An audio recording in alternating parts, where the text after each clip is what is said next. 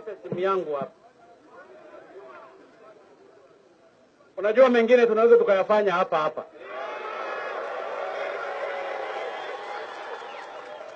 Halo, Profesa Mkumbo. Marahaba, ujambo? Niko kwenye kijiji hapa kinaitwa Kidodi. Kijiji gani? Kidodi. Niko kwenye kijiji cha Kidodi, jirani na Mikumi. Wana mradi wa maji. Kandarasi alipewa fedha. Ameshakula milioni 800.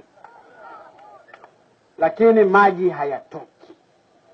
Sasa mimi nataka jibu la haraka, na huyo kandarasi umtafute, akiwezekana shika weka ndani. Kama naweza aje arudi kwenye mradi wake ashughulikie maji. Na wewe na kuagiza katibu mkuu uje hapa kwenye hii eneo la Kidodi pamoja na Mikumi ufuatilie huu mradi wa maji. Utakuja lini? Kesho utakuwa hapa. Haya, mwenyekiti wa kijiji cha hapa ni nani? Haya, ongea na huyu Profesa Mkumbo. Msikilize hapo. Halafu umpe namba yako. 0712